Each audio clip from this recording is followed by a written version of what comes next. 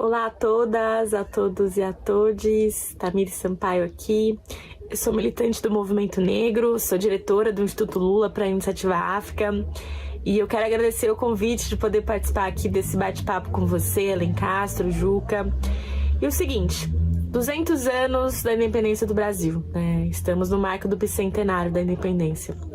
Uma independência que veio muitos anos antes da abolição da escravidão, e que mesmo depois da abolição da escravidão, a gente consegue, 200 anos de independência, mais de 130 anos após a abolição, a gente percebe vestígios de uma sociedade que ainda é colonial, de uma sociedade que ainda é imperialista, de uma sociedade que é estruturalmente racista. E eu acho que esse marco do bicentenário, ele precisa abrir margem para a construção de um outro cenário. Um cenário em que a gente consiga de fato construir uma independência que seja antirracista, anticolonial, anti-imperialista, uma independência que de fato faça com que o povo brasileiro, tenha não só a consciência, mas o orgulho de quem é, sem esconder os seus, sem violentar a nossa história, a nossa cultura, como é o que a gente vê acompanhando. E eu acho que a eleição do presidente Lula, pode ser um marco para isso, o início desse processo, mas eu acho que, em especial, a gente precisa garantir o protagonismo de pessoas negras, do movimento negro, na construção desse novo período.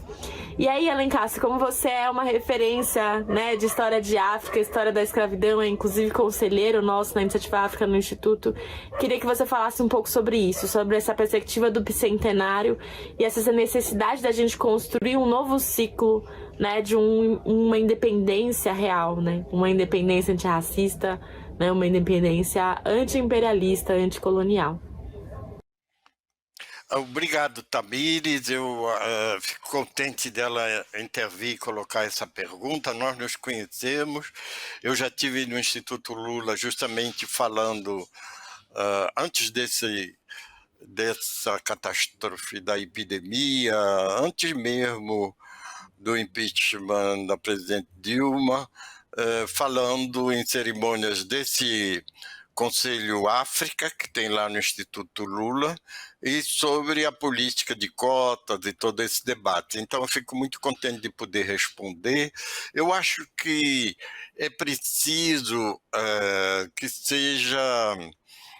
a Lei de 2003 criou o ensino, a obrigatoriedade do ensino da história da África e afro-brasileira no ensino médio. Depois, essa lei foi completada por uma lei que também inseria na obrigação o ensino dos povos das nações indígenas brasileiras.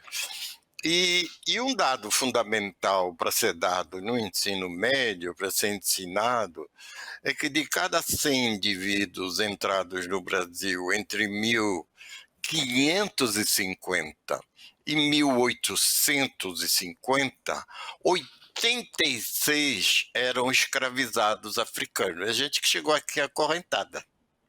Só 14 eram imigrantes portugueses, supondo e calculando que os holandeses entraram e saíram, não é? Então nós somos uma nação criada fundamentalmente por uma população africana que estava dominada por uma população de colonos portugueses. Depois vieram outros povos e o Brasil criou essa identidade mais ampla. Mas, desde o recenseamento de 2010, a maioria da população brasileira, na época era 52%, se autodefine como sendo afrodescendente. No critério do IBGE, é preto ou pardo. Autodeclara. Essa porcentagem está aumentando, a gente sabe disso por causa das PNADs, que são pequenos recenseamentos feitos todo ano, para simplificar. É uma amostragem, não é? Pesquisa Nacional de Amostragem de Domicílios, e que envolve 200 mil famílias, dependendo da PNAD. Isso, então, dá uma visão dessa evolução da população afrodescendente. O que é que eu quero dizer com isso? Que nós éramos uma nação predominantemente afrodescendente no século XIX, até que houve a grande imigração, principalmente para São Paulo, de italianos, de portugueses, de japoneses, de gente da Síria, do Líbano e tal. Mas nós vamos voltar a ser uma população marcadamente afrodescendente, majoritariamente. E isso nos configura como uma nação que possui maior número de afrodescendentes fora da África. Fora da África, nós somos o país mais negro das Américas.